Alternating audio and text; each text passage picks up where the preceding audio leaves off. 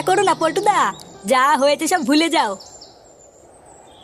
লেওরা বিয়ের পর থেকে আমি তোর বৌদিকে ছুঁয়েও দেখিনি, আর ওই শান্তির ছেলে ভস্রী বাবা আমার সব শেষ করে দিল। কষ্ট পেও না পল্টুদা, দেখবে সব ঠিক হয়ে যাবে। এ বাড়া, কি ঠিক হবে রে?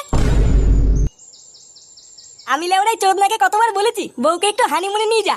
কি রে লেওড়া, বলিনি?